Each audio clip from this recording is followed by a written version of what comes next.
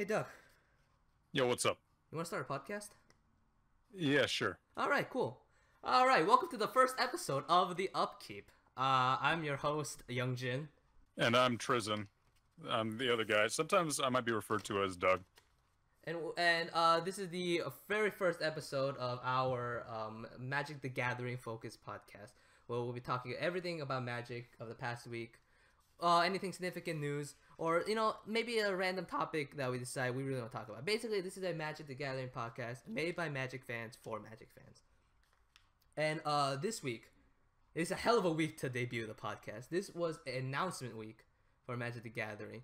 Every single day of the week, a huge piece of news was dropped, including on Wednesday, the official announcement day for every single product that's coming for the rest of the year. So hold on to your butts. This is gonna be a long show, but a lot of good stuff. All right. Let's start off with the draw step. So this is where we're gonna be explaining what the show is gonna be talking about. And in this week particular, we have this. We're gonna be starting off with talking about how the format of standard sets have been changed and how blocks are now gone and core sets are coming Blocks back. are no more. Core sets coming back. There we go. That's what Core we sets hired. back That in voice. fashion. You thought core sets died out in the Middle Age? They're back in fashion now. Okay, you've heard enough core sets jokes already. It's like the women's garment or whatever. And that's why we But- hire him for the voice. Yeah, whatever. It's for the used jokes. But core sets are coming back. I'm pretty excited. We'll be talking about yeah, obviously sorry to cut you off. Were you say something? We'll be talking more about core sets later on, but let's continue. There's a lot to cover. Right, so we're gonna talk about that. We'll be talking about the newest announcement about Magic Digital next, and how, frankly, kind of disappointing. But we'll get more into that, obviously. Standard bannings, big standard banning once again, third time it happened so far in this standard. Then we're gonna have a little roundtable discussion about whether or not is standard currently underpowered, or maybe just the right kind of powered. And then right after that, we're gonna be going into the big news. All the Pirates and dinosaurs and unsets. Oh my! It's gonna be. Oh my! It's gonna be spoilerific. Lots of stuff. Talking about spoilers, there are spoilers, but turns out it's mostly leaks. So we'll be taking a quick look at that. So if you haven't noticed that we have now gone to the draw step, we'll now be going on to the main phase. So I think if you can see my little gimmick here, the show is gonna be formatted kind of like the phase of a Magic turn. So we're gonna be, each topic of conversation is gonna be like, each segment of the show is gonna be like a phase of a Magic turn. So we have the Upkeep, which is the name of the show. There we go. Yeah, clever, right? I know. The draw step, which we just went over here, and the next we'll go on to the main phase. It's going to be our main topic conversation. We'll have two main phases, one pre-combat, one post-combat, spread out the topics of conversation we want to talk about. In this case, since there is so much to talk about, we're going to be having a ton of stuff in main phase 1, ton of stuff in main phase 2, but it'll vary from show to show. After first main phase, we'll be going into combat. And in combat, we're going to be taking a hot button topic, and we're going to be taking different sides to each topic, and we're going to be sharing our opinions and having a discussion about that, and hopefully that should be very interesting. I'm looking forward to it, especially for this week's topic. And then at the end, we have our end step, where we'll take a little breather and relax and end the show.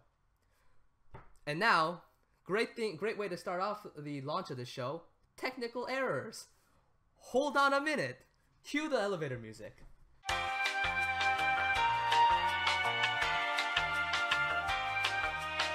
And we're back. Back at it. The Upkeep is now returning to its scheduled broadcast. Oh, geez. What a way to start it. Okay. All right, let's go to our pre-combat main phase. Our first main phase. We'll start at the beginning of the week. At the beginning of announcement week. The first thing that was shown off, announced by Wizards, announced by Morrow specifically in his Metamorphosis 2.0 article, was a big change to how sets in general are going to be developed from now on. So instead of going big set, small set, that 2-block paragram that they had, or a diagram, or paradigm, whatever you want to call it. It's a word. Instead, it's some word out there. Instead, we're going big set to big set to big set. There's no more small sets. So after Yaxlan, how do you pronounce it? I think it's Ixalan, Ixalan. Yaxlan, I've been pronouncing Ixalan. it Ixalan. I think that's Yes. right. So after Ixalan, we'll be going to Rivals of Ixalan, which will be the last small set. Yep. And now you can see from this image, soup, spaghetti, and meatballs. These are the code names for the sets. They're all gonna be large sets. And in between that, we're gonna be seeing the return of core set. So 2018 is going to be see the return of the newly revamped core set. And basically, so like we've said, no more small sets, all large sets from now on. And with the elimination of small sets, also comes the elimination of the two set block structure. So now, once we go to a plane, we can be there for, like we've already been established, 2 sets, or maybe just a set, or maybe 10 sets. 10 sets of Tarkir, anybody? I'm game for that, right? I'd love to stay on Tarkir for another 10 years. This is huge. This is pretty cool, crazy news, and I think this opens up a ton of flexibility for design, especially in creative design. It helps a lot in design, I think, with the way they can handle mechanics now, with each set being large. But especially for creative purposes, this is a great boon, because now I think with the elimination of have to have 2 sets every single time, with now being able to have, say, only produce 1 big set for a set to tell the story that's needed to tell, we can maybe visit some sets like maybe Kamigawa, or maybe like a one-shot to Theros or something like that, tie off some loose ends, or maybe visit a plane that wasn't as well received but could definitely deserve a revisit. We can do 1 big set, boom, hit it, get it right, then leave and go off to another plane. And this allows a ton of flexibility when it comes to creative. This is great. I love to see what comes up from this, personally. For sure. And it's also worth noting that they're planning to have the core sets return as the summer set. So, for example, we'll have Rivals of Yaxlan as the early January set, followed by Soup, which is going to be our April set, and then the core set will be in our July/August set. Somewhere. And I think, so it's interesting to return to that. Right. That they intentionally want core sets to take place during the summer. I understand the need for a core set. Like, when the core sets were eliminated, Magic Development, Wizards has stated that they were trying to push for more reprints in standard releasing sets. So, Battle for Zendikar, Innistrad, or whatever, they were going to try to push for more reprints there, because core sets were, generally speaking, where reprints were had. That's been the history of core sets ever since its inception back in the day. But we've seen so far how badly they've handled that. It kind of backfired. Think of all the great reprints we got in Shadows over Innistrad, like Deadweight and classic Deadweight. Deadweight. I drafted that card. I just can't believe what iconic cards were in Innistrad, and you just had to pick cards like Deadweight to reprint. But don't forget the crazy downshift in rarity we had with Felidar Sovereign. Mythic from Rare. Mythic to Rare. Insanity. Destroyed drafts everywhere, I tell you. In all seriousness, no, it didn't.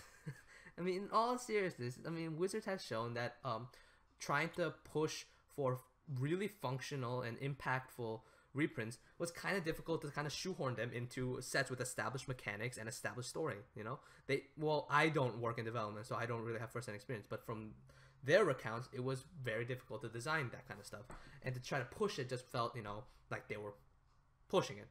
Not to repeat myself. Now with core sets, they'll be trying to be able to incorporate reprints in a way that won't impact heavily the story or mar with the mechanics, or try to have to form mechanics around reprints. So core sets are going to be 50% new cards, 50% old cards, and will not have a storyline that is contingent with the standard storyline. So they'll be separate, kind of like how Origins, the very last core set we had before they were cut, was the storyline of the 5 Origins Planeswalkers and how they came to be, basically. Now, while I do understand that it's nice to have a set dedicated to reprints coming back, I kind of am not too excited. I personally do not like the idea of core sets, in my opinion.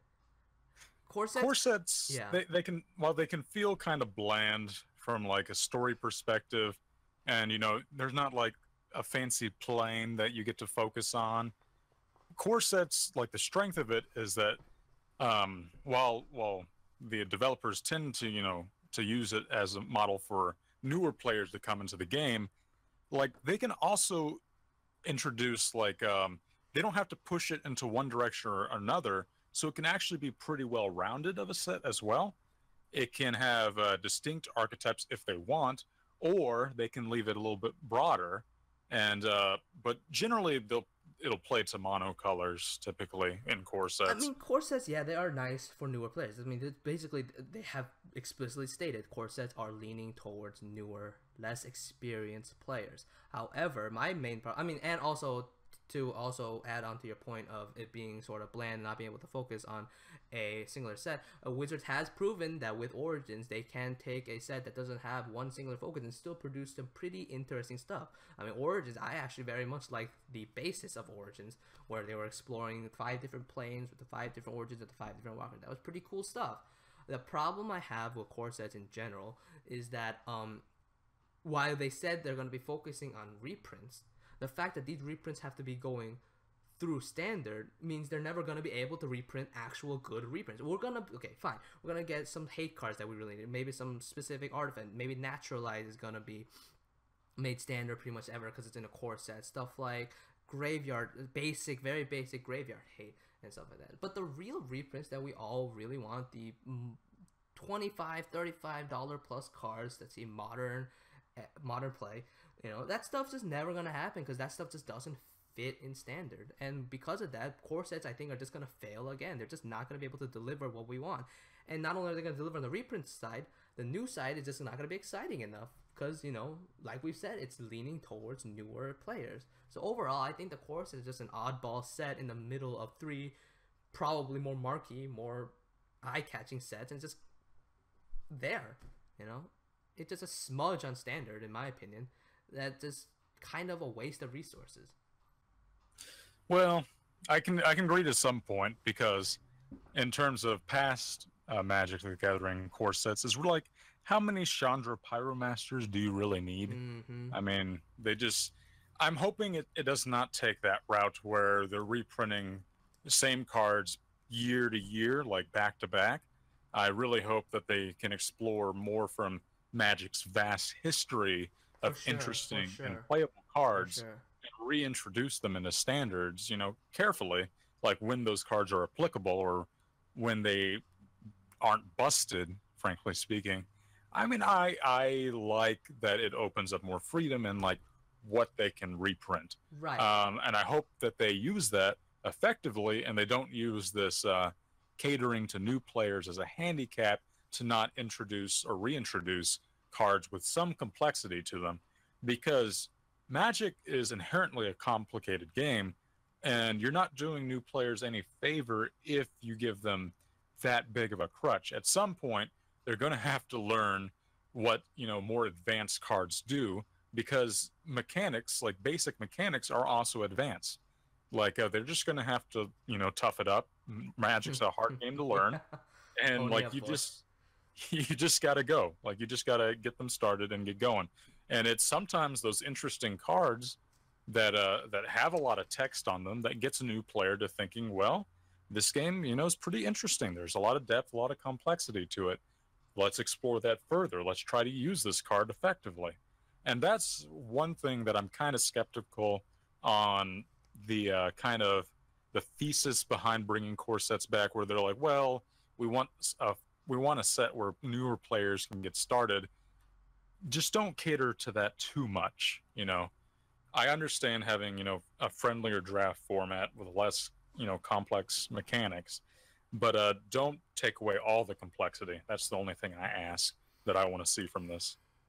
Yeah, I just hope that these courses coming back, isn't too much of a kind of blemish for franchise players when it comes to standard. Like I worry that if they don't handle this correctly, we're just gonna have a standard format where we're always gonna see the same staple cards because we're now gonna have these courses. I mean, I'm not saying that's gonna happen.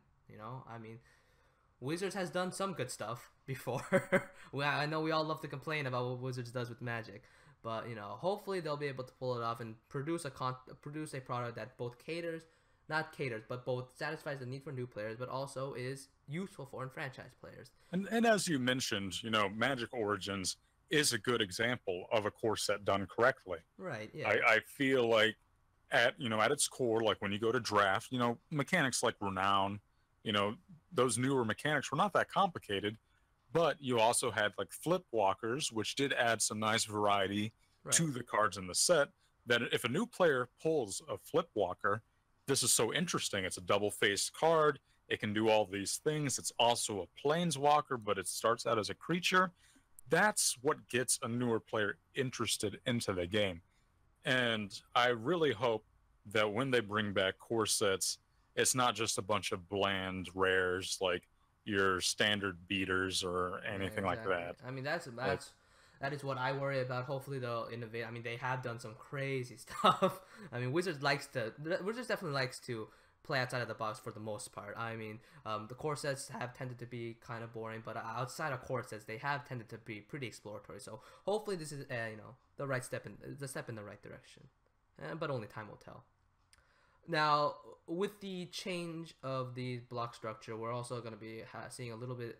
We're also seeing another change to the Masterpiece series. Now, for those who don't know, the Masterpiece series was introduced with Battle for Zendikar with the Expeditions, which were very special premium lands, not in standard legal, but were special promo versions. Very rare, like 1 in every 3 boxes, I think. Foiled out full art lands, gorgeous, and they were a smash hit. Battle for Zendikar, frankly, kind of a poor set, but Expeditions made it all worth it. Those were crazy good, very highly sought after. And then Innistrad, Shadows over Innistrad, we saw them go away, mainly because Masterpiece Series was supposed to be a one-off in Battle for Zendikar, but then Wizards saw that how well they were received, so they were reintroduced with Kaladesh with the Inventions, and those were great too. I love the Inventions. A lot of very cool artifacts that were reprinted in beautiful borders and full art, and gorgeous art too. And then we get to Amonkhet, right? Oh boy.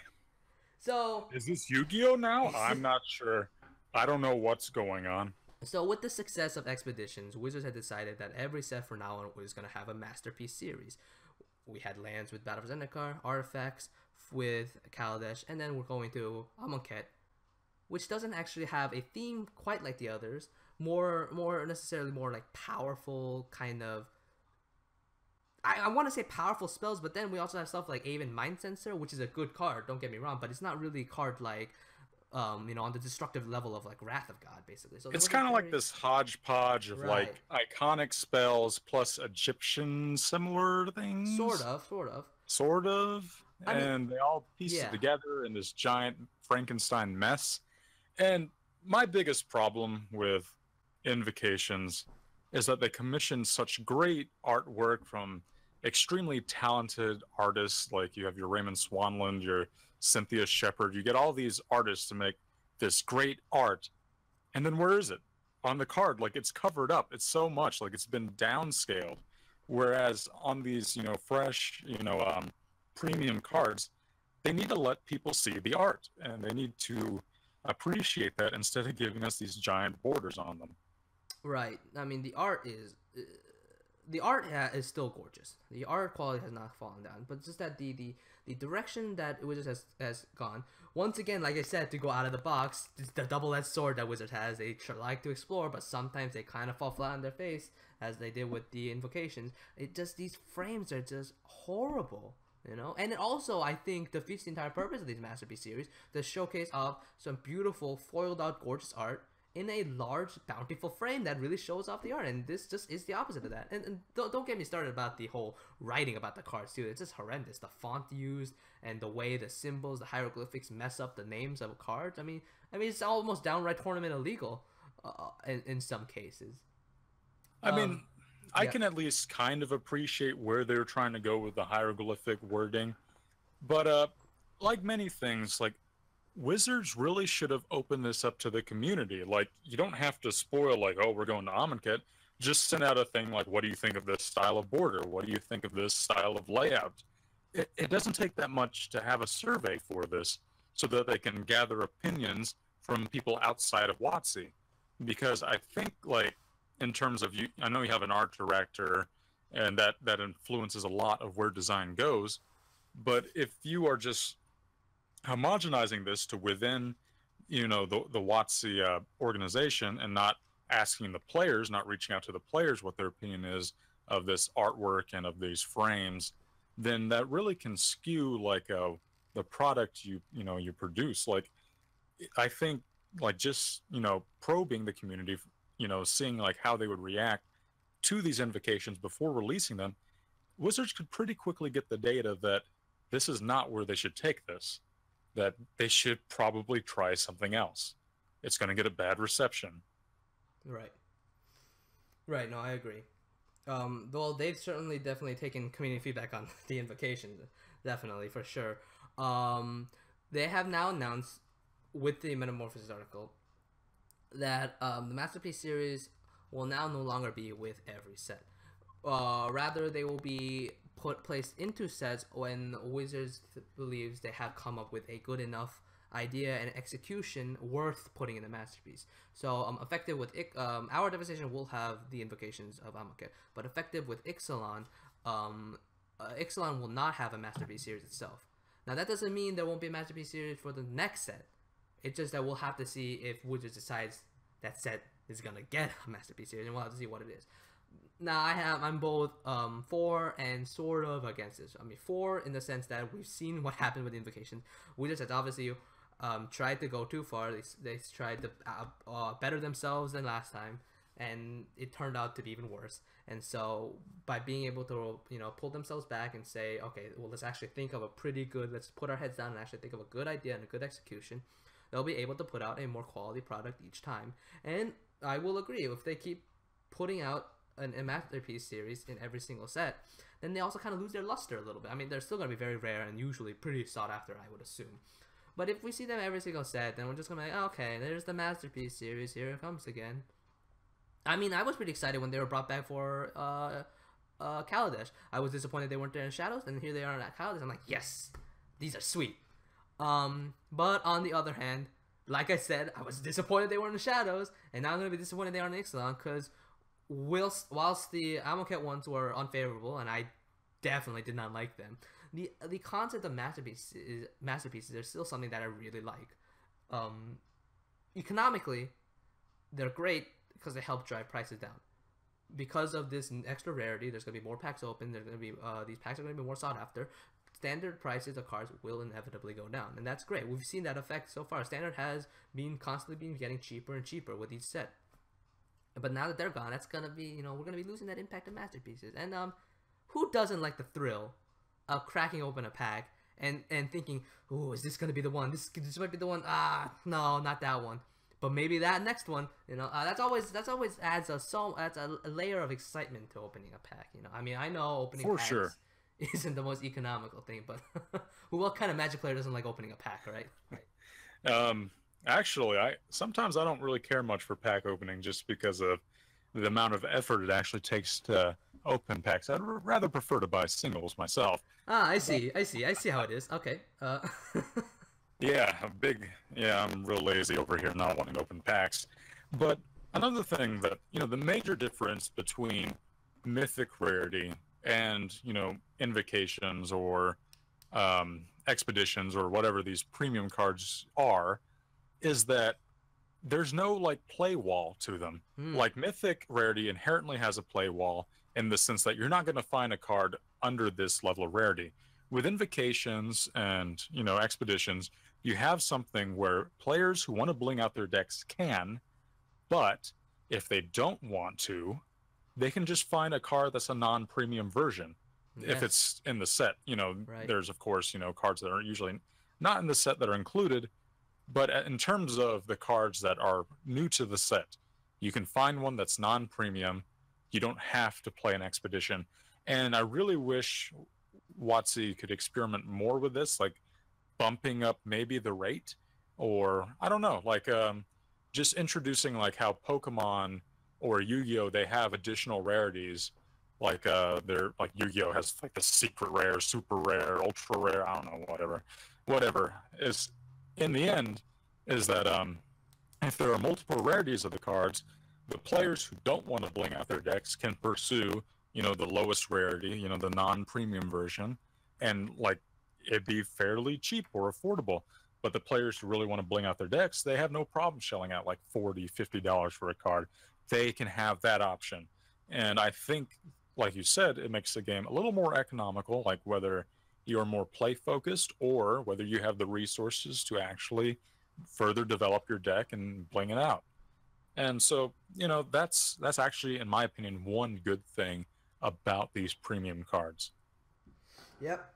No, I agree 100%. I'm gonna miss them in Ixalan, but hopefully they'll see a strong return, strong return. I'm looking forward to what Wizards is gonna do next. All right. So this wasn't the only news on Monday. Monday we also saw a new article. The first concrete. Well, concrete's a very generous word. Some of the first news we've been hearing about the new Magic Digital Next. So this is, I will clarify, Magic Digital Next is not a product that Wizards is making, rather an umbrella term for their digital products going forward. Regardless, moving what we learned on Monday is that they're working on the next product for Magic Digital Next, and it will be effectively a replacement for Magic Duels. So right now, Magic Duels is a free-to-play Magic Lite sort of version, so light version of Magic. There's some card restrictions, limited card pools, etc. And also kind of doesn't play exactly like Magic. There's some quirks with the way they incorporate it into a digital format. But basically, with Amonkhet will now be the last set release for Magic Duels. Magic Duels will not be getting Hour Devastation, and going forward, they will be focusing on this new product that will be replacing Magic Duels. That also means that Magic Online is not getting replaced. Rather, they stated that they're very happy with how Magic Online has developed, and they will continue to support it and are, quote-unquote, looking forward to seeing what's happening next with Magic Online. This is very disappointing to me. It is. For the people that play Magic Online, and the many people who like to complain about Magic Online, we all know how poor of a program Magic Online is.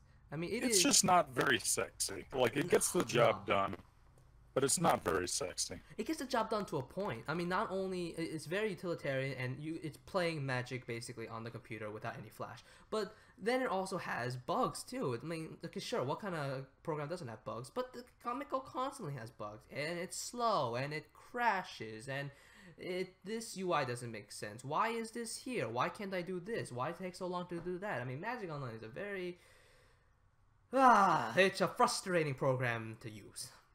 The part of the article that disturbs me the most is not that they're looking to change duels. That's fine. But it's the idea that they are somehow okay with the direction Magic Online is going. Magic Online has not changed all that much in terms of UI development over the past, 10 years? No, they haven't. If you're going to compete in a digital market with games like Hearthstone and Gwent, you have to have a strong user interface. You have to have something where a player who doesn't know what to do in Magic, who is not familiar with a paper game, can sit down, download Magic Online, not have to pay $10, and just get on it and be like, okay, I can kind of understand this. I can build a deck. I can know how to play it. Because right now what Magic Online does is that generally it's only appealing to people who have an interest of either they've been introduced to the paper game, or they might have seen a few games online, or they're particularly big on the card game formats and they've seen another player play on Magic Online and they're like, okay, I want to get interested in that. The market that Wizards is not tapping into is, that casual player who has no idea, and he's never been into a card shop. They've never watched a pro tour. They just want to sit down and play a game that they saw, recommended in an advertisement or from a friend, etc. That's the market you want to appeal to. And that casual market's strong. Look at Hearthstone. That's the majority of their market, and they're making bank from this. Oh my god, Hearthstone's a killer. Wizards can take advantage of this too. They just need to push in the right direction. And the fact that they are fine with where Magic Online is going right now, that really speaks to me that, they're not too concerned about any major changes, any major pushes in, getting a new director possibly, or, totally revamping the graphics and the user interface, and or even, more importantly, the monetary, model. Like the fact that you pay $10 and get this collection of cards that aren't really worth that much is, that's insane to a player who can download something like Hearthstone or Gwent, where you come online and suddenly you have, tons of, like not necessarily meta playable cards, but you'll generally have a good starting deck to work from, and then you can get rewards, basically from signing back on each day and taking it from there. Magic Online, you don't really have that. You're going to have to pay. If you're going to have to continue to pay if you want to get more resources. And, to a casual player, that's just not interesting. That's too much monetary investment Yeah. for something they might not be serious about.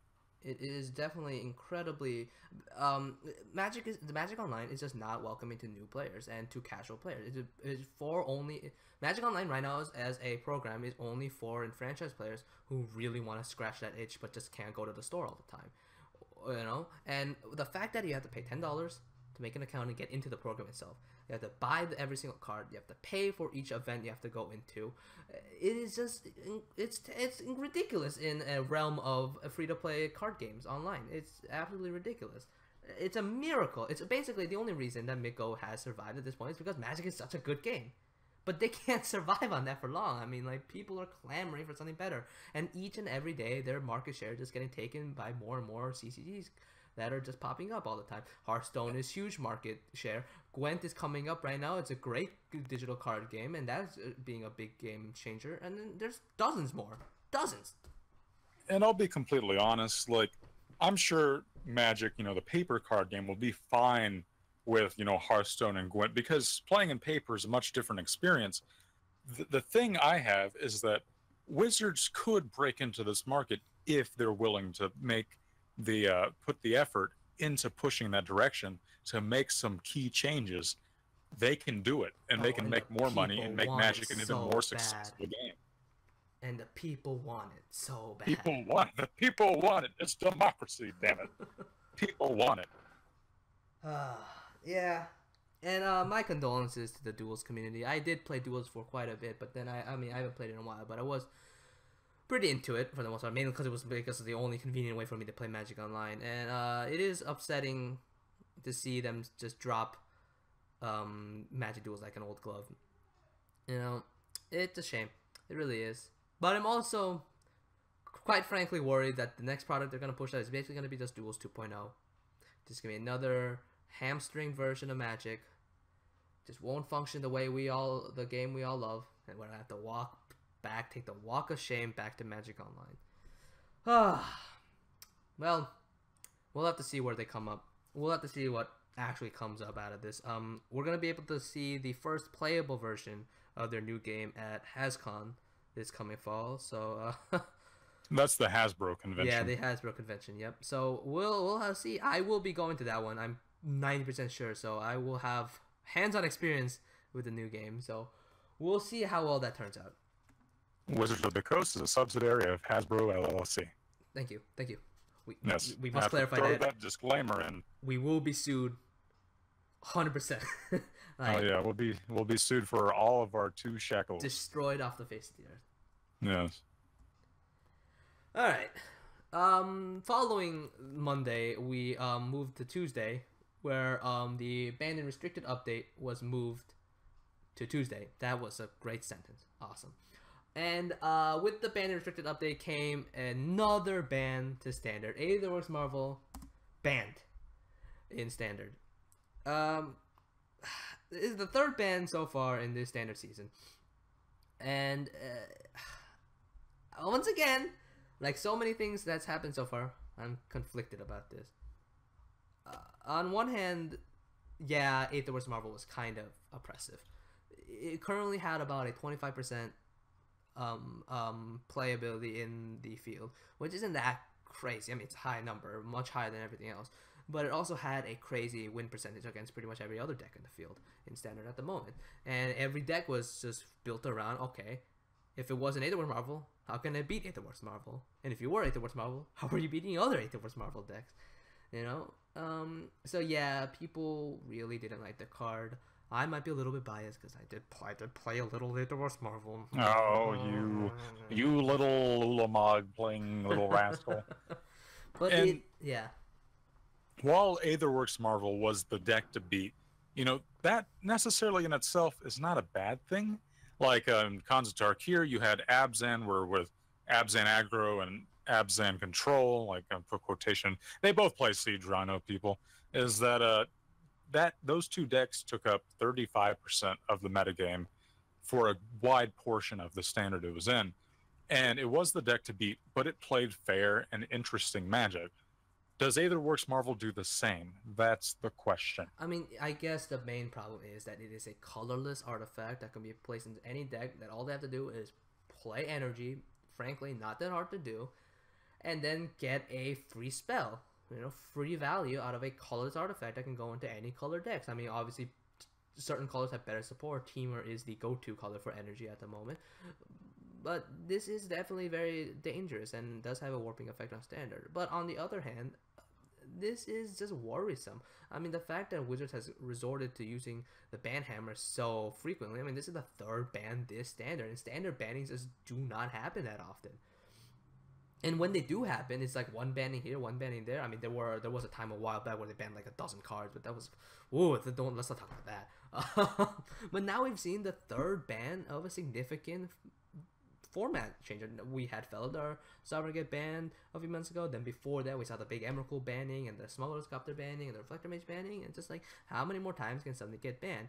And each time something gets banned, the consumer confidence just gets destroyed. And right now, my confidence right now in being able to maintain a strong tier 1 standard deck is just almost gone. This is the second time I've had to go through a banning that's impacted me.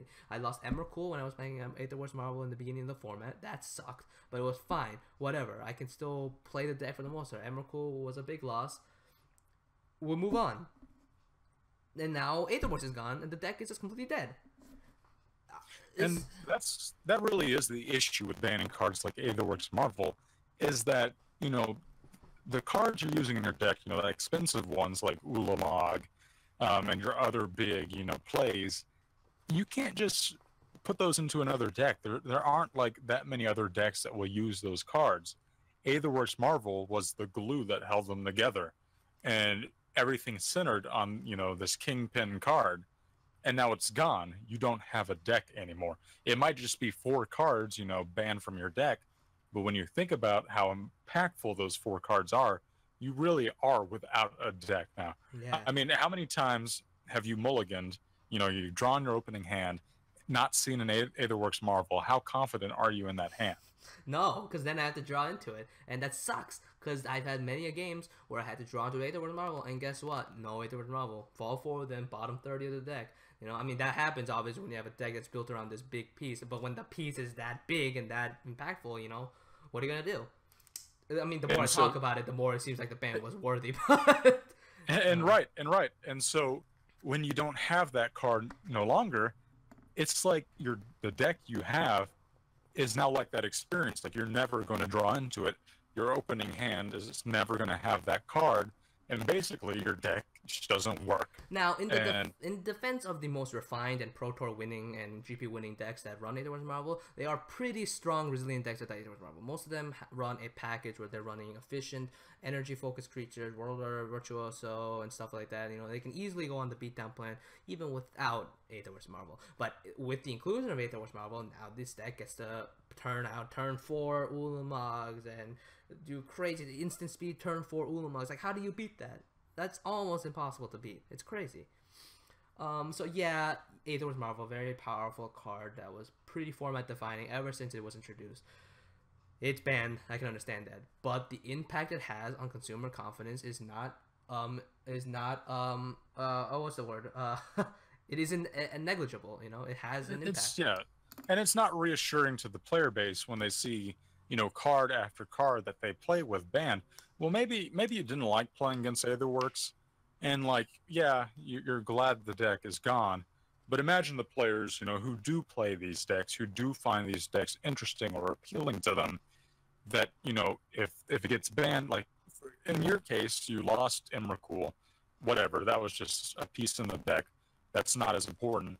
But then you lose your deck and you keep having this loss after loss from bannings. It's like, like you said, it affects buyer confidence. How willing are you to spend this much money into something that you may only be able to sustain for a few more months?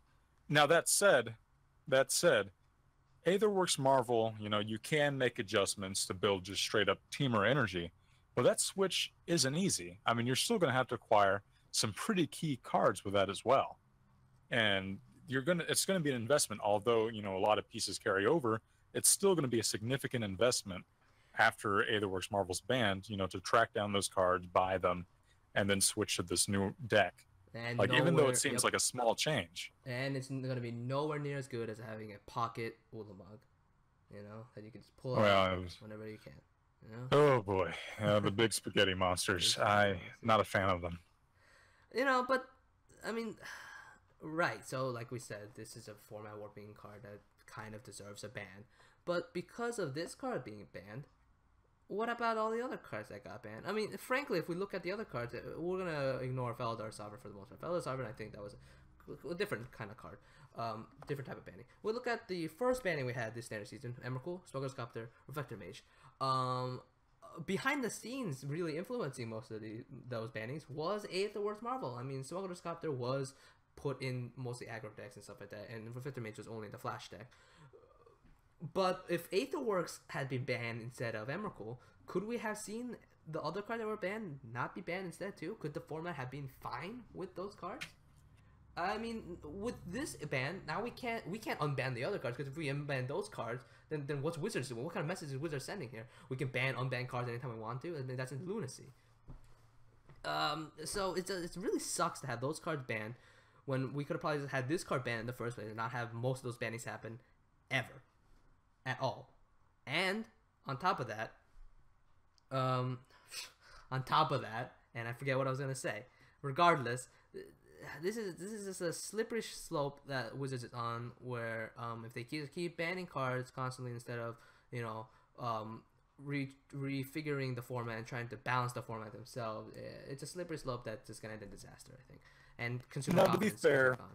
To be fair, Wizards is putting more resources into another playgroup team to test, what standard will be when a new set comes in. So, I mean, I give props to Wizards. Like, yes, you had a problem with R&D. You're putting more resources in to fix it. So, hopefully that works out. I'm looking forward to it. That's something good Wizards is doing. So, at least they're addressing that issue. Can we also not have waited until Ixalan comes out? I mean, when Ixalan comes out, we lose Ulamog. We lose Worldbreaker. I mean, I was a big fan of Worldbreaker. That saw some play in some Aetherworks decks. We lose Ishkana. That saw some play. I mean, mainly we lose Ulamog once Ixalan comes out. If we lose Ulamog, Aetherworks Marvel is suddenly not really that good. But you're going to get those top tier dinos. T-Rex is up in here. T-Rex. Not only that, I mean, okay, I don't know how far we can tread into it, but there was a card spoiled or leaked in Ixalan that was basically a pitting needle effect, where you can look at a card in a hand and have its activability be disabled. That would have been great against Aetherworks Marvel. But, I mean, I guess Wizards just doesn't trust people or trust their own development to create a format where they can figure out counters to overpowered cards. But so now we just ban things. Woo. Oy. Although, you did mention the new play design team. I don't know if you know this, but it was announced, the full play design team was announced. Very cool news. Paul Cheon is on that team. Oh, really? Yeah. Interesting. Yeah, no, that's very cool. I mean, obviously, just because Paul Cheon on the team, he's not the only guy. I mean, we also have Melissa de la Torre, who's on the team, great Magic player as well. Ian Duke, brother of Reed Duke, he's also on the team as well. He's got some good insights as well. I mean, the team is it looks pretty good. It looks good for the most part. So hopefully they can bring Standard back and not have to have every single freaking card Yes. Banned. Make Standard great again. Make Standard great again. Yes. Please stop banning everything. Okay. Enough of Aetherworth. Let's get to the juicy part. Let's go to combat. For this combat step, this topic of conversation I want to bring up, this is gonna be kind of interesting. It doesn't really have to do with what's coming up throughout the week, but it's a topic of conversation that I'm very interested in and I want to have a talk about.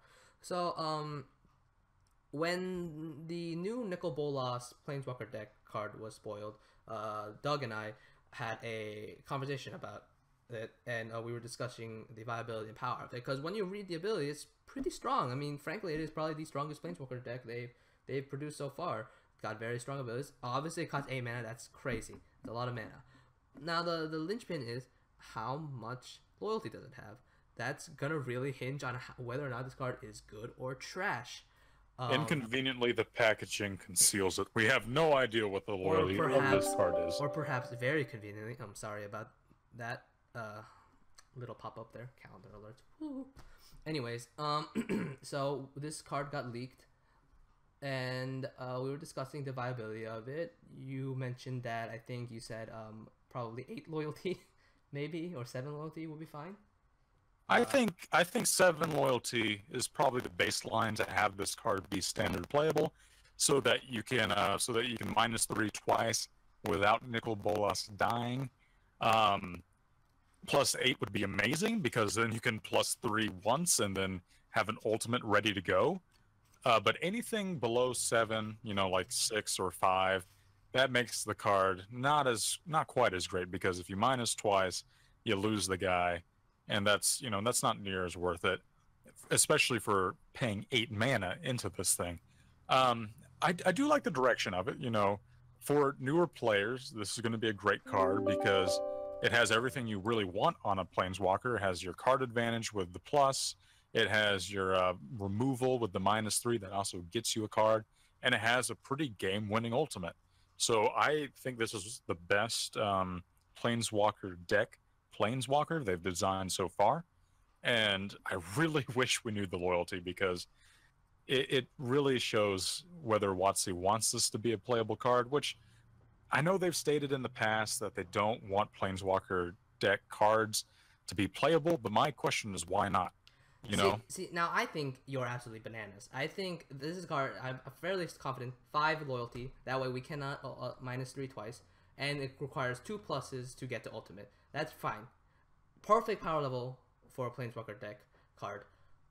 We disagreed, frankly. But that leads me to some other thoughts I had as I was browsing through the internet, Reddit.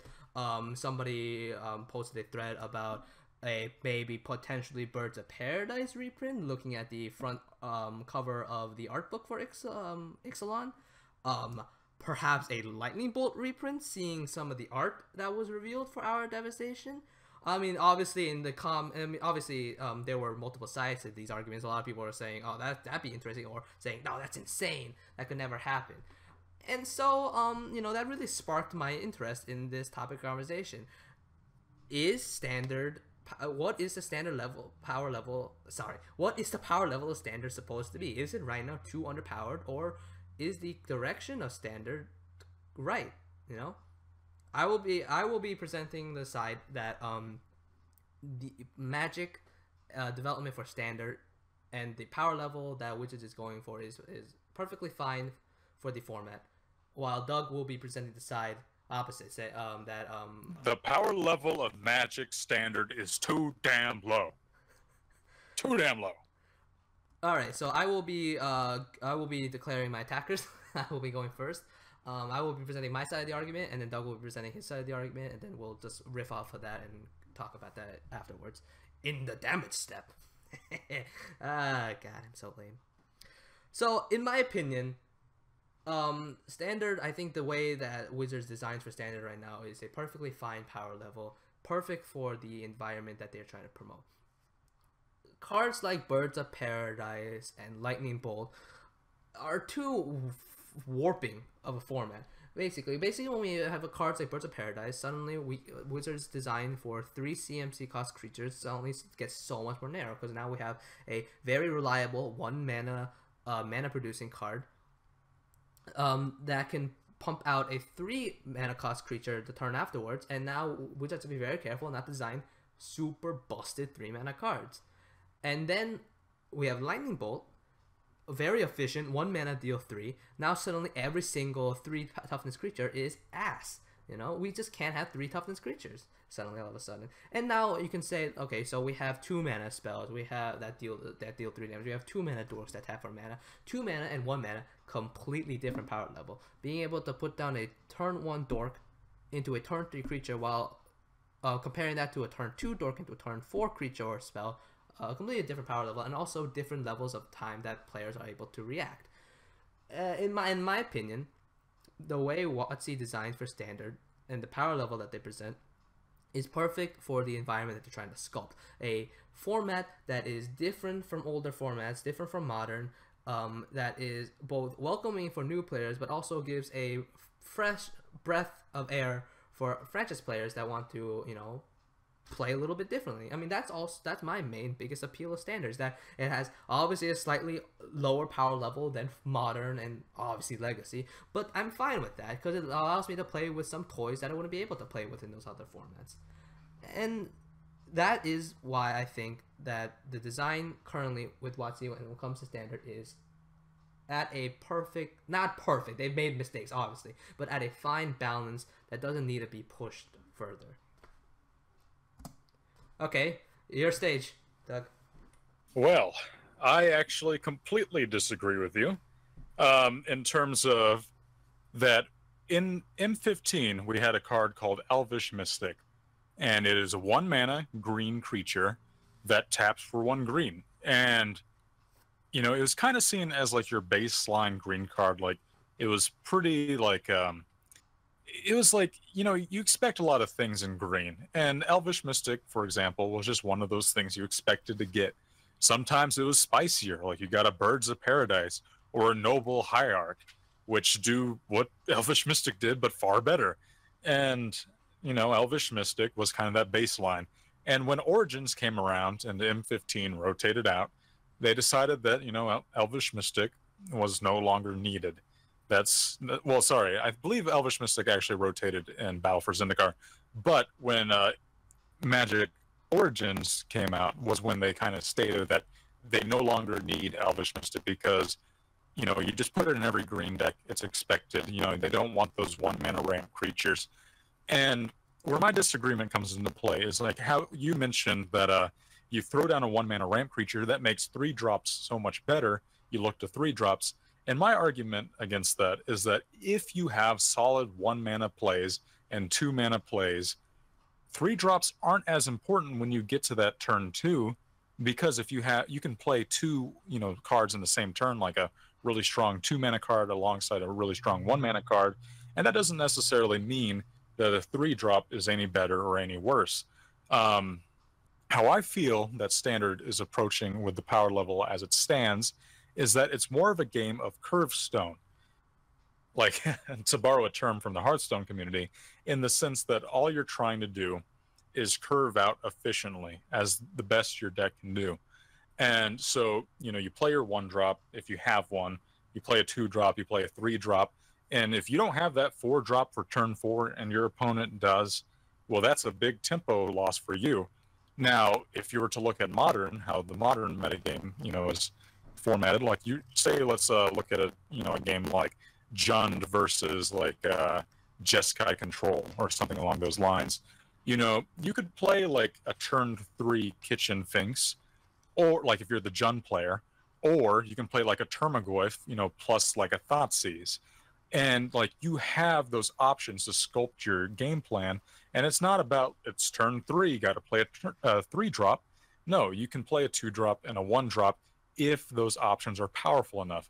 In Standard, you know, 1 drops, you know, have so little impact on the game. 1 mana cards have so little impact on the game. 2 mana cards, once again, little impact compared to these big haymakers that they put at the 4 mana, 5 mana levels, that it's less about, this is my hand, how do I plan, you know, my attack with this?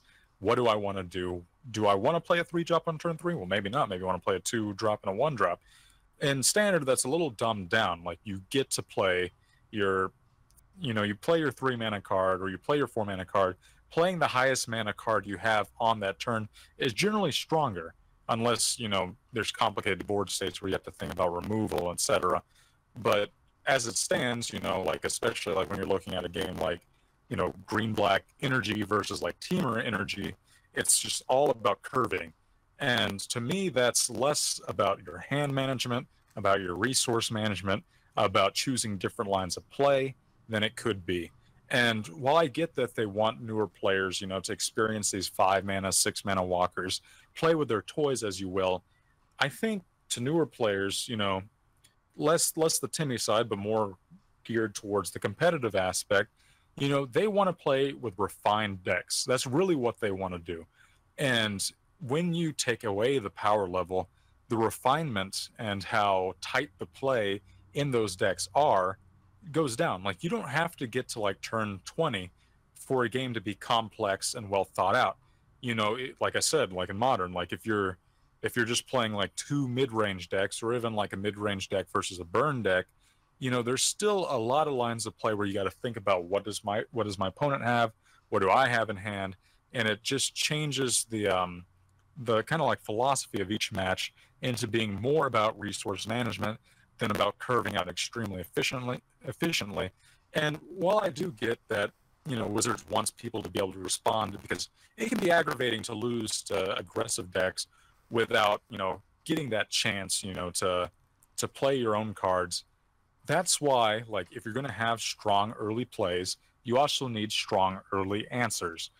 If you have both, the game really turns into this, like, each hand becomes a puzzle. And that puzzle is so satisfying to solve when you can play tight, when you can have tight play, and you can reward your choices. Your choices are rewarded, through what you decide to do, how you plan the game out. And that's honestly why I think that, a weak standard, like having cards that are, the power level is so low, is actually, in a way, kind of bad for the game, because the core of the game is that, in any card game, is that your hand is a puzzle. What do you do with it? And with higher, power in like a format, you get more chances to make decisions. And that's really my argument for wanting a higher power level in standard. Okay.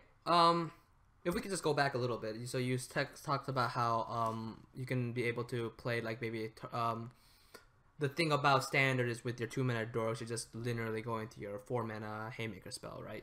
Or with the 1 mana dork, you have more options open to you and stuff like that. But when you're playing these modern decks that usually play these 1 mana dorks, isn't generally speaking what you want to do being next ramping into your third mana creature card so you can be beating face? I mean, that's basically not necessarily. What I see. I mean, when you're playing a deck that has dorks, that's pretty much what you're doing, right? Every green deck that's like running stuff like Noble Hierarch and Birds of Paradise going into oh shoot, I don't play too much. Well, my argument for that right now is that you mentioned Noble Hierarch. Decks like Infect played Noble Hierarch. It is a ramp card, and their haymakers were not at 3 mana. Their haymakers were Glistener Elf and a Blighted Agent, which like a 2 mana card. It's the fact that you could play those cards and have extra mana up for your protection spells, for just giving you more resources to play aggressively, plus having Exalted, that extra resource there helps a lot as well. And, like you have like decks like Birds of Paradise and like Collected Company decks where your Haymaker is actually at 4 mana, your Collected Company. But, having the Birds of Paradise, another creature that serves as a land that also synergizes with a lot of other cards that put counters on, or just giving you more resources to play multiple 2-drops or a 2-drop and a 1-drop in one turn, is actually really powerful. And it is the fact that that using these dorks is not necessarily so that you can play, so that you can skip like you can go instantly from, instead of 2 mana, you go instantly to 3 mana, so you can play a 3-drop. It's less about that. It's that more mana gives you more options to decide what to do with the resources you have when you want to play them. And that is honestly, plus, dodging, cards like like a mana leak, for example, you know, that's important as well. It's just that But is the investment too low? I think at 1 mana, I think the investment is almost absolutely almost none when you come to this card, and that's almost we see the ramifications of fast mana in every single format. Fast mana is dangerous. This isn't fast mana. This is nowhere near as powerful as fast mana, but it is a almost non-zero, almost a zero investment, and you get an extra mana out of it. And but there is an everybody knows that investment. mana is yeah. There's investment. You play a creature. There is an You put in investment. mana. You're playing a card, and in a format with removal, like you have the classic question of, do you bolt the bird? Like if a person plays a Birds of Paradise, do you bolt it? And the answer is like usually yes. And that's the difference between modern and standard. Is in standard, you know, you play your 1 mana dork. There's no efficient removal for it. That you know, you don't want to play something like shock, because a shock, you know, dealing 2 damage, you know, that misses a lot of things. Like yes, it can kill that turn 1 dork, but it's not going to kill like their turn 3 play. Whereas with lightning bolt, you know, that's possible. And so if you have these efficient, you know, early creatures alongside efficient early answers, that's when you have a format that can get really interesting and can get really complex with how a hand is crafted. Okay, I agree with the way that being able to play with a more complex hand and with more options available to you. That's always great. I mean, what every Magic player, you know, we're all about options, all about flexibility and being able to control how you play the game. But I just don't think the format is what that's not what it's designed for. I think the standard format for introducing spells like Elvish Mystic, the 1 mana dorks, and the more efficient spells, counter spell, lightning bolt. You know, it's just not the right format for that stuff. It's a format designed for a different kind of play style. You know, that differentiates itself from modern and legacy. You know, if we have all these powerful spells, why don't I just jump the boat and just play like modern? You know, I get more cards to my advantage. I get all these other different things. You know, I play standard so I can have a different play environment without quite the same power level as other formats. Perhaps my mentality is just unique, and there's different sections of people. Some people, want to play with the much higher power level, with the much greater card pool available to them, allowing for much greater synergies and more unique strategies. But sometimes, sometimes there you gotta have a format where we can take it down a notch and play in a unique field, quite different from other places, from other fields of play. And you kind of mentioned your own counter argument there. The reason people play standard is because there is a limited number of options available to them, and that's what makes it interesting. You have the new cards coming in, you have cards leaving, and the format keeps getting mixed up. Now, just because you have a Birds of Paradise in standard does not necessarily mean the card you need is Lightning Bolt to answer it. There are paths you can take. There are different cards you can explore. That doesn't necessarily mean like this format has to have this, so that it becomes like a modern light or it becomes like a legacy light. I'm not necessarily saying you need reprints all the time, but people need to play with more powerful cards because that gives them better options and resource management, as well as some more flexibility. That's all about, like, when you first draw that opening hand, that's when you get to plan your game plan. And if you have cards that are kind of weak, or that you miss like a certain like critical threshold, like in standard, I believe, if you miss your 4-drop or your 5-drop and your opponent has a 4-drop or a 5-drop, or like say you're starved for land on your turn 4, turn 5, that's when the big haymakers come in, and that really swings the tempo of the game. And with like a higher power level, you're less likely to get mana screwed from that. You're less likely to be missing the key component to your deck. Like, for example, the best beater in Jund is Tarmogoyf. Like, you can have 4-drops, whatever, but generally speaking, they're not as good as Goyf. Like, Goyf is your go-to beater. They may have different, utility aspects to them, but Goyf is your trademark beater, and that's the key component of your deck for getting your opponent dead. And so it's so interesting to me that a 2-drop is the key aspect of that, and it's not an aggressive deck. Like, it can be at times, but Jund is more of a mid-rangey, kind of attrition style deck. And like if John's like key card was like a 5-drop or a 4-drop, there'd be so many times where you get mana screwed, or you're just not able to, turn 4, you just don't have that haymaker. That games. That's when games don't feel fair. They don't feel fun. It's like they feel more swingy. And in standard, if you had strong turn 2 plays, strong turn 3 plays, strong like even 1-drop options, you'd feel less bad if you're not able to hit that like turn 4 card, because you have other cards you can play that are just effective. And it's more about less about the mana cost of your card and more about card advantage. How many cards you have to your opponent's cards. Right. I mean, I don't really have anything to say about that. No, you're right. That is correct. Well, I mean, not yeah. It's an opinion. It's fair. Not correct. I understand. It's just an opinion. Right. Shit. I completely lost my train of thought here. Mainly, I just want to say that yeah, that's true. Having the flexibility and the lower mana cost for the most part, because with the higher mana cost, we have cards that, like you said, you can miss out, and then if your opponent hits it, then you're completely out of the water for the most part. I can't really argue for the most part. I do agree. Sometimes I do wish I had higher power level cards at lower mana cost. It's just that it's not really sometimes the format I want to play, and that's my main point when it comes to the standard power level. It's like this is the kind of the format that I kind of enjoy, that kind of not necessarily crazy powerful, but kind of more toned down.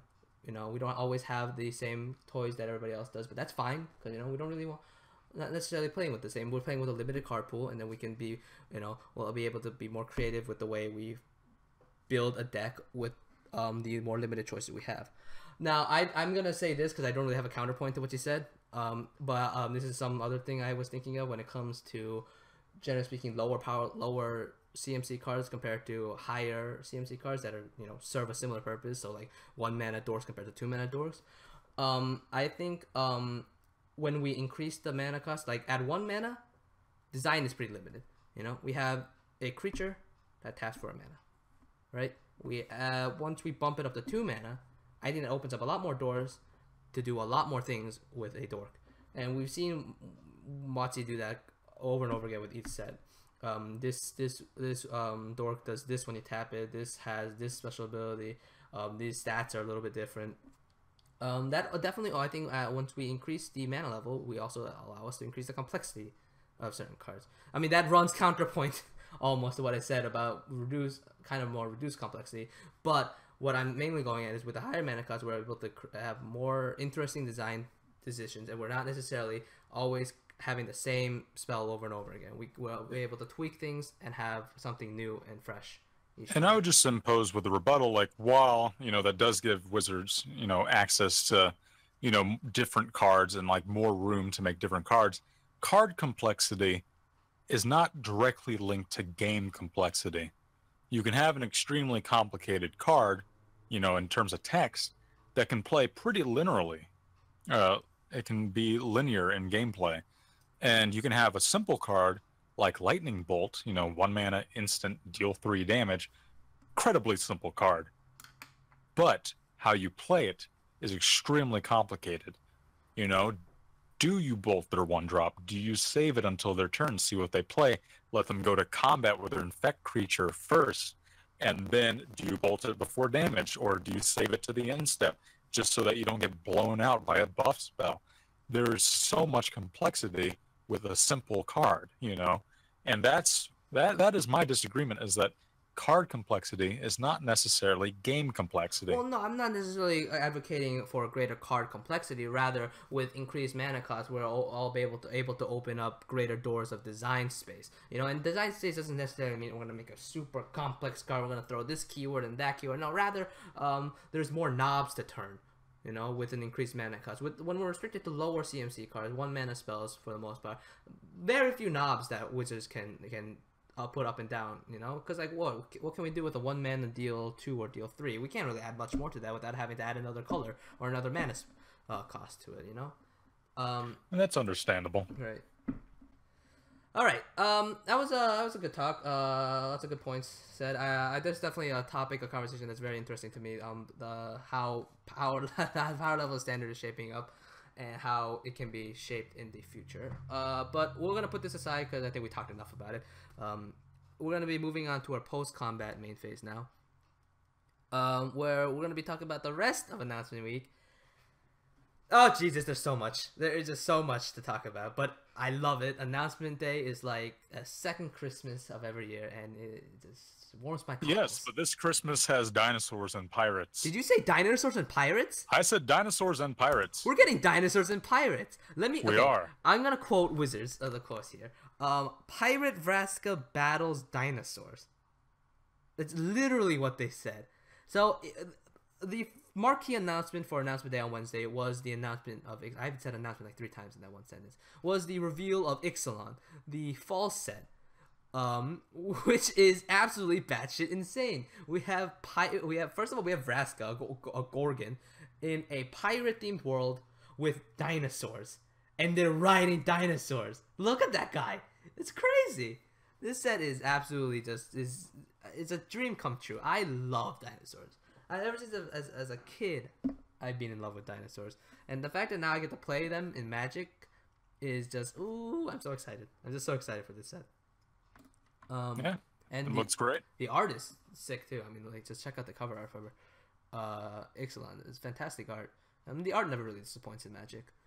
So Ixalan will be launching on September 29th, and Arrivals of Ixalan, which will be the small set following it, will release not November, Jesus. We'll be releasing January 19th, 2018. Now, if you can't wait for that, there will also be Explorers of Ixalan, which will be releasing in November of this year, November 24th. So this is an interesting new product that Wizard has announced. This is a out-of-the-box multiplayer product. So I think supporting 4 players. It'll come with 4 60-card decks and a number of tile token things. So it's kind of like borrowing from like Settlers of Catan, sort of, where you're going to be like building up a board but also playing Magic. We know very little about this product, but it's an interesting approach to what they're doing. We know a little about it, but it's kind of akin to bringing back the Arch Nemesis series with Nicol Bolas. Right. Or Arch Enemy. I can never remember the particular name. Arch something. Arch something, you know. I'm pretty sure it's not Archbishop, but Arch Nemesis, Arch Enemy, something along those lines. One of those so formats. They're just exploring more ways to play Magic, and that's a good thing. Yeah, no, definitely. No, it's always fun. Now, this is the time in the product timeline where Commander usually releases, but the Commander product has been pushed up to August. It was announced about a month ago or something like that. For those unaware, it is a tribal theme this time around, 4 decks. Nothing about Announcement Day, which I guess isn't that surprising considering they already announced it previously. But we'll be looking forward to that come August. Actually, before I move on, I want to talk a little bit more about Ixalan. Actually, I completely forgot about this. I wanted to touch on the themes that they're exploring with Ixalan. Literally, they're exploring. So, for those unaware, Ixalan is about the story of pirates or other people. I don't know if pirates are the only faction. I think there's also going to be like a tribal kind of like I think there's also kind of like Mesoamerican inspired, so they're going to be like kind of like Mayan civilization inspirations too. But basically they're searching for the this lost city. I believe it has a name, I can't remember, but it's basically El Dorado, and this sounds awesome. This basically sounds exactly like what we hoped Bad for Zendikar was going to be, except we just got tentacles everywhere. So disgusting. So this is gonna be a great. I think it's gonna be a lot of fun. You know, it's gonna be exploring themes that aren't quite as doom and gloom as before, not nearly as apocalyptic or world-ending as a goddamn spaghetti monster in the sky, or Hour of Devastation, where an angry dragon god decides, I'm gonna fuck this plane up. I'm gonna kick some obelisks over. like an angry 3-year-old at a beach. I hate your obelisk. So this just looks like a swashbuckling fun adventure. Sandcastle. It's definitely a swashbuckling fun adventure that I'm very excited. Pirates and dinosaurs and vampires and merfolk. Oh my! Oh, and an orc pirate wizard. Perhaps one of the best tribal lines I've ever seen. And that is a subtitle, a subtext. Running down the announcements, we also have the Art of Magic the Gathering Ixalan art book releasing on January 2nd. I have personally never actually gotten one of them, but I love the art for Magic. I've always been very tempted in purchasing an art book, but my kind of thought is like, why get an art book when you can just get the cards? I And mean, there you go. it makes a good coffee table book, you know? Yeah, that's true. I mean, frankly, I wouldn't mind getting one of them too. I mean, the art has always been gorgeous, and it looks like Ixalan is shaping up to be another gorgeous set. I can go on and on about the art of Magic. There's so much to talk about. I mean, it's just so eye-catching and so beautiful a lot of the time. But you know, we'll save that for another day. We got products to talk about, baby. We got cardboard to talk about. The going down the line of products that are announced on announcement day, the newest duel deck was announced. Merfolk versus Goblins. This is coming out in November 10th. Notably, this is the second time Goblins is being focused in a duel deck. But personally, okay. Yeah, people love their goblins. Yeah, people like the goblins. I personally don't really care too much. I haven't been a big fan of the dual decks, but they've been interesting. Following that, the newest From the Vault was announced. From the Vault Transform. So this is going to be 15 Transform cards introduced in Innistrad. There's going to be 15 Transform cards in their special From the Vault foil premium foiling. Ooh. Ooh, shiny. The extra bendy, curvy, disgusting looking. Yeah, foil. they curve like hell. But there is a market for these. I don't know who buys these things, but there is a market. But no, that's gonna be interesting. Transform cards are some of the most popular cards, honestly, in Magic's history. And Transform was a very cool mechanic when it was first introduced. Well, it's like you have a card, and then you flip it over, and you have another card. Wow, it's so interesting. Yeah. It's like you get to have two cards in one. Like, who doesn't like that? So that's gonna release November 24th of this year. I can only assume it's gonna have a card like Delver's Secrets. That's probably a given. But oh yeah, you can't go wrong with the good old Delver's Secrets. Oh man, premium Delver's Secrets. Could you imagine if they have alternate art? How much that puppy would cost? Oof. I do like the original art for Delver, but I could just imagine what an alternate art would look like too. I mean, they generally speaking, they do a pretty good job. They could go pretty crazy with it. I could see it. Now, if we want to speculate a little bit on what else might be in this set, I mean, this is pure speculation here, but I would love to see an Elbrus, the Binding Blade. Oh yeah, that's a fun commander card. Love that card. I think that's one of my favorite design cards in Magic. It's just so fun. They have a huge equipment, doesn't do much, but then it flips over into this gigantic demon with one of my favorite lines of text whenever a player loses the game. Can never go wrong with that. Now, I have a question for you. Yes. If these cards are foiled on both sides, will the bendiness cancel each other out? Wow. Never even thought about that. I think this is too much science for me.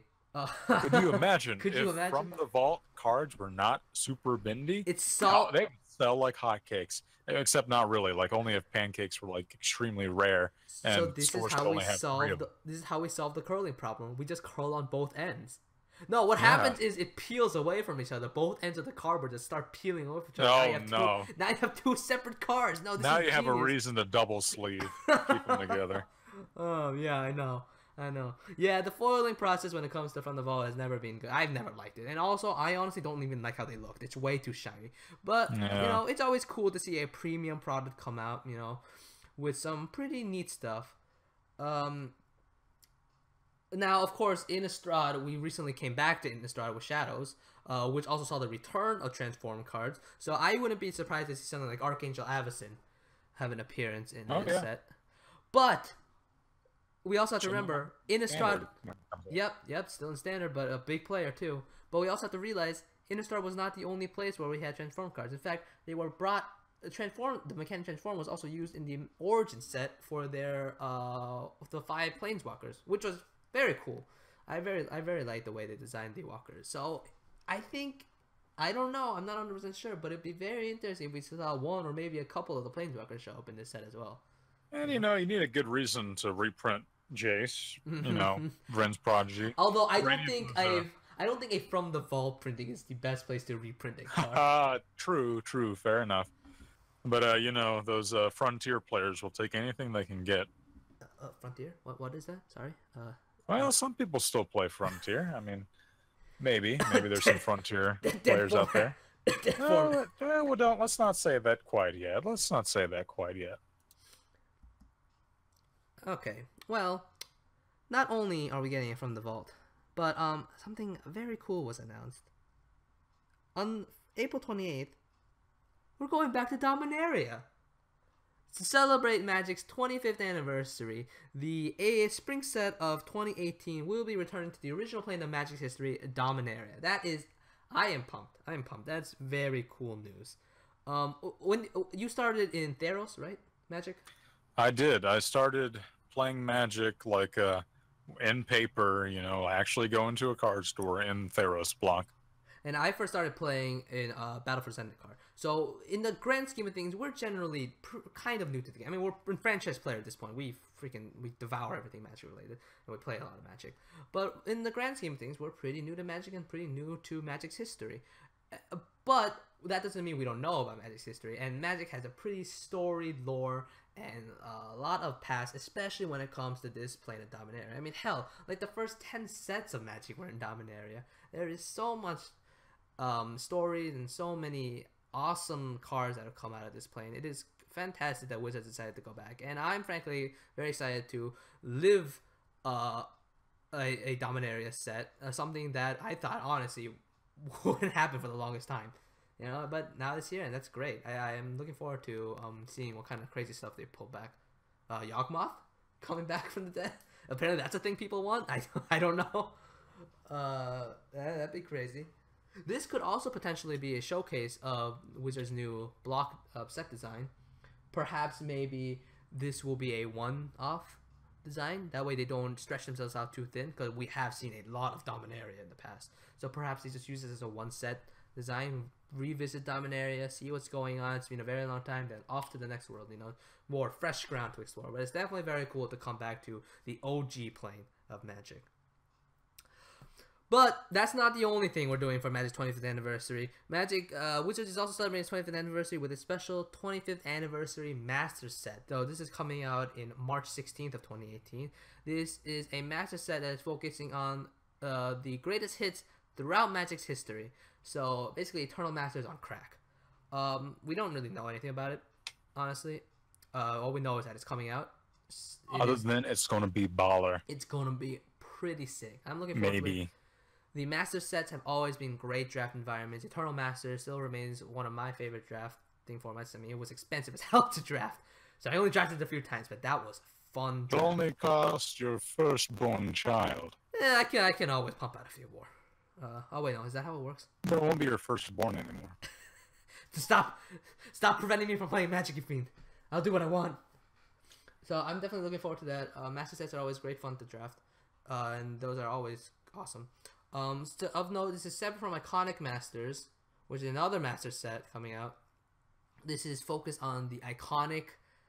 I'm not sure if it's focused on the iconic tribes or just iconic cards. I think it might be iconic tribes, because they mentioned in the product page the iconic tribes of dragons, hydras, sphinxes, angels, and demons. So perhaps it's a tribal focused master set. No idea how that's gonna play. But if you are interested, they will be doing the very first pre-release for Iconic Masters at HasCon this year, Hasbro Convention. Blind pre-release, by the way, so we're going old school, back in the day when we didn't have spoilers beforehand. So that's pretty interesting. I'm definitely looking forward to trying that out. So we are just inundated with products, and it just doesn't end. Of note, July 20th of 2018, we're going to be seeing the return of core sets. But you know what's even better than that? How about an unset? Yeah, you heard me right. We're going back to unsets, baby. In fact, we're going back to unsets this year. This was the biggest surprise of the entire announcement day. I did not see this coming at all. But Unstable was announced for December 8th.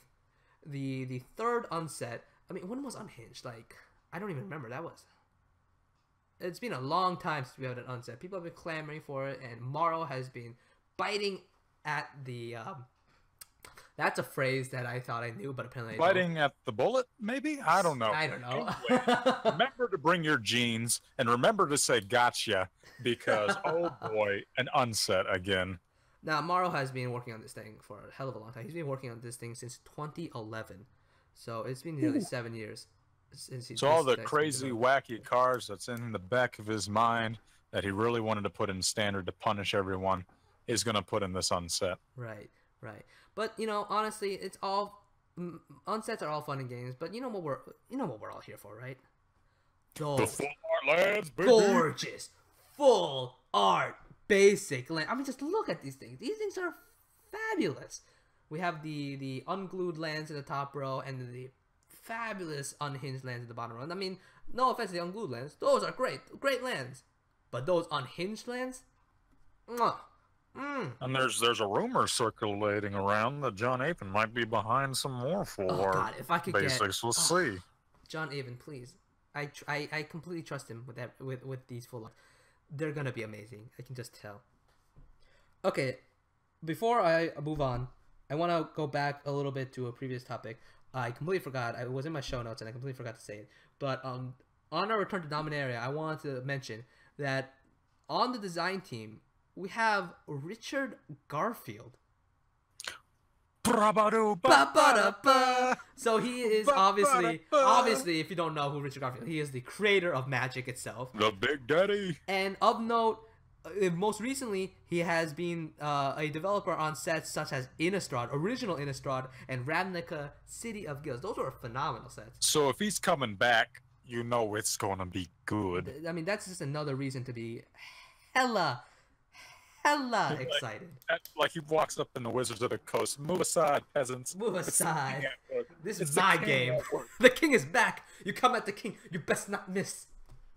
That's definitely very exciting. I'm looking forward to seeing what comes with Dominaria. That's God. You can't go wrong with the OG in the house, right? Can do. I say that now. Come Dominaria turns out to be trash. Oh boy, I've jinxed it. Let's knock on wood. Knock on wood. Thank you. All right, but that's not the only thing That was wasn't announced. wood I was knocking on. God, you've cursed us all, Doug. You cursed us, you fool. It's like the synthetic, that synthetic office wood. Yeah. So so let's go to some more recent news. Today, Friday, the first spoilers for the first official spoilers Yeah. for our Devastation were released. So this is a cycle of cards. Planeswalker, Gatewatch Planeswalker, Apostrophe S, defeat. There is a full cycle. The red one is not here at the moment because it was actually spoiled pretty recently, so I wasn't able to make it to the slideshow. But here we have Gideon's defeat, Jason's defeat, Liliana's defeat, Nissa's defeat, and we also have Chandra's defeat. They are very specific hate spells for that specific color. So Wow, how did you know the names when they're in different languages? I'm multilinguistic. I'm very fluent in Very talented. what is that, French? Did your research. Yeah. I'm very well read. That's what they call me. Well, the well read guy. So these are actually frankly I find these hilarious with how specific these are. When Jace's defeat was first spoiled, I was like, oh my god, count if it was a Jace Planeswalker spell Scry too. I thought it would have been hilarious if there was just a theme of screwing over Jace. Like this wasn't a cycle. It's literally just like if it was a Jace Planeswalker spell, do this, do X. It's just a theme of fuck Jace. But it does make sense to have a cycle. Very interesting. I do think for the most part these cards are mainly for story purposes rather than play purposes. They're just even for hate cards, they're just so damn narrow. They're so narrow. The black one is okay. It is a 1-mana sorcery to kill a black creature or planeswalker. That's powerful. But oh god, that's still once again very narrow applications. And frankly, there are probably spells that are better at that. Now, if you're curious, the red one, Chandra's defeat, is a 1 red instant speed, deal 5 to a red creature or planeswalker, and then you can rummage. Is that what they call that? Red looting? I think they call it. To discard and draw a card. If you kill a Chandra planeswalker. But you know what? Forget this. Forget our Devastation spoilers. We got the entire rare sheet for Ixalan leaked. Oh boy. There's speculation about whether this is accurate or not, but it feels really accurate. If this is fake, then oh my god, someone put a lot of effort. Someone put a lot of effort. into Yeah, making it yeah, fake. exactly. Either someone put a lot of effort, or WotC is on a second level of trolling. Like they are just geniuses beyond recognition. It could be possible they're probing for leaks and that, the card art is accurate, but the description is How not. smart are they But I about don't that though? believe that. Yeah, I just don't I don't believe buy that. that at all. I think these are the legit spoilers, and it's a shame that it had to be the rare sheet because these are all the haymakers like, oh, this is the headliner, this is what people want to see, this is the thing that we can get people's attention to, and then so on spoiler day we're just going to get a bunch of commons and uncommons to be excited No, about. certainly I do feel for Wizards. I do really do. This sucks for Wizards. A lot of hard work goes into making spoilers and making a big reveal of them. I mean, Wizards works very hard to make each reveal for each set very important and memorable, and then we just kind of get blown out. But on the other hand, Wizards, what are you up to, dude? This is like the third major leak in the past week that's happened, and this is a big damn leak. Oh yeah, this is like, okay, this is like you call your plumber over for a leak. Your plumber goes to the basement, and he can't get down there because it's completely flooded. He has to swim. This is not a leak. This is not a leak. This is an entire blowout. This is the whole pipe just busted out from underneath them. Oh man, this is a sad day. So, except for us. I mean, I'm excited. Definitely. There's a lot of cool stuff in here. We won't be going too deep into here, mainly because a lot of these pictures are really blurry and are difficult to make up. But also, we will be going over them when full spoilers are actually. Well, when the official spoilers are coming out, we will be going over these cards again. So we'll save more in-depth analysis, more in-depth opinions of it later. Of note, though, we will be seeing a return of Buddylands from Innistrad. I'm a big fan of that. I'm a big fan of that cycle, and there's dinosaurs. There are some very cool dinosaurs in here. Dinosaurs and pirates, dude. That's all you gotta say. Dinosaurs and pirates. Yeah. Oh, sorry. I'll just say one more thing, and then we'll move on from Ixalan. I don't want to spoil too much of Ixalan, but very interesting thing. Somebody managed to notice that the Planeswalkers have another clause, Legendary Planeswalker. So Planeswalkers don't have a legendary clause. They work a lot like legendary creatures, but they don't necessarily say legendary. They have a whole different type of ruling for how Planeswalkers work in relation to each other. So the fact that these Planeswalkers in Ixalan have the legendary super type, I don't know what the implications are, honestly. Yeah, it's hard to say. It could be that it's just another way to point out to newer players about the Planeswalker clause. Maybe it's a special new type of Planeswalker where you can only have one Planeswalker on the field at a time. That'd be interesting. I have no idea. We'll just have to find out. Yeah, I know. This is definitely notched up my excitement for Ixalan, though. There are some very cool stuff. Dinosaurs and pirates, man. Set looks sweet. Set looks very sweet. And for those commander players out there, there's some pretty sweet looking tricolor commanders. You got this Dimir. Well, it's not Dimir, sorry. You got this Grixis pirate that looks like a lot of fun, and you have a Naya dinosaur, a T-Rex even. I'm excited. Make a dino deck so bad. Man, we have talked a lot about Magic. This whole week has been chock full of Magic announcements. But we've come to the end, and now we've come to, appropriately named the end step. So we've been talking about Magic for the past hour and a half or so, but Magic's not the only thing that we're interested in. We are men of many different tastes and hobbies, and I'd like to come to the end step, have a little bit of a breather, and talk about maybe some other things that interest us that's been coming. I don't agree with this. It's all Magic all the time. It's all Magic all the time. All Magic all the time. Because sometimes there's other things I want to talk about, not necessarily just Magic related, but here we come to the end of the show. I just want to bring up something else that's pretty big coming out this week. For those who don't know, I don't know how you don't know if you're interested in video games, but if you don't know, the E3 2017 wrapped up a few days ago. It was going on this week, and a lot of cool stuff is going on. I'm just gonna go quick, just shout out some interesting titles because we've been going on for quite a bit. But Super Mario Odyssey looks awesome, kind of like a predecessor to Sunshine and those kind of Super Mario games.